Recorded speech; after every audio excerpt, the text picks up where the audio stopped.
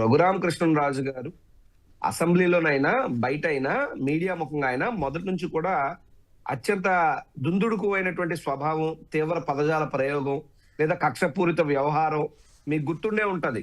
మీకు ఒక రోజు నువ్వు హోమ్ మినిస్టర్ అయితే ఏం చేస్తావంటే రక్తం పారిస్తానని కూడా ఆయన మాట్లాడారు. సార్ అలా కాదు సార్, వాళ్ళు ఒక ఈవెంట్ పెట్టుకున్నారు. కొంతమంది ఎమ్మెల్యేలు డ్రామాలు అవి చేశారు చూసారా, అప్పుడు ఈయన కూడా దుర్యోధనుడు వేషం ఏదో వేసాడు ఆయన. ఆ తర్వాత సందర్భంలో మాట్లాడితే మీ వెంటనే మీ మీద చర్య తీసుకుంటానంటాడు ఆయన. అది సమస్య. మామూలుగా పాజిటివ్ గానో లేకపోతే కాంపిటేటివ్ గానో తీసుకునే మనీ తీసుకుంటాడని గ్యారంటీ లేదు, అందుకోసం జాగ్రత్త.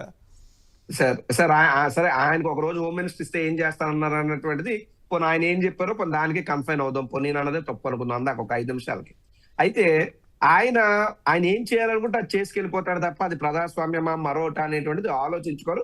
ఆయన యొక్క స్వభావం వల్ల ఆ పార్టీ ఇప్పుడు రాష్ట్ర కార్యనిర్వాహక కార్యదర్శి అంటే ఆర్గనైజింగ్ సెక్రటరీ, అది చాలా విలువైనటువంటి పదవే తెలుగుదేశం పార్టీ వరకు.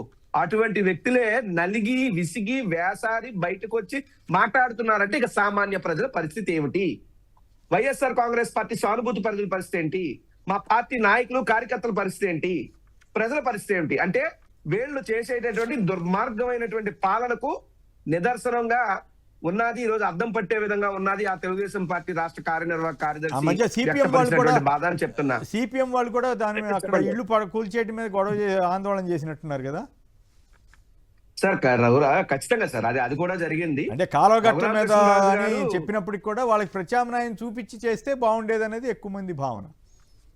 సార్ ఒకనొక ఉన్నత స్థాయి అధికారి, ఆయన మీద అనేక విమర్శలు, అనేక కరప్షన్ ఆరోపణలు ఉన్నటువంటి వ్యక్తిని కూడా ఈయన చాలా మంచోడని చెప్పి సర్టిఫై చేసి ఆయన ట్రాన్స్ఫర్ చేయొద్దని చెప్పి అడిగినటువంటి వ్యక్తి రఘురామకృష్ణరాజు గారు. సరే తర్వాత కాలంలో ట్రాన్స్ఫర్ అయ్యాడు ఉన్నాడు కదా నాకైతే తెలియదు, కానీ ఏదైనప్పటికీ గౌరవ రఘురామకృష్ణరాజు గారు డిప్యూటీ స్పీకర్ హోదాలో ఉన్నారు కాబట్టి ఆయన ఏదైనా రాజకీయ విమర్శ చేసినా speaker is beyond the limits, there is no limit for speaker power generally మన డెమోక్రాటిక్ కంట్రీలో.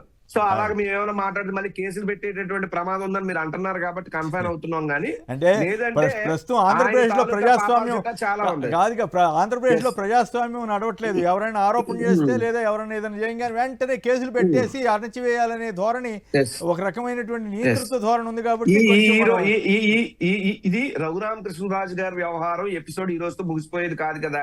మరో 2 ఏళ్ళకో 3 ఏళ్ళకో ప్రజాప్రభుత్వం మళ్ళీ వస్తుంది జగన్మోహన్ రెడ్డి గారి నాయకత్వంలో. ఆ వచ్చినటువంటి ప్రజా ప్రభుత్వంలో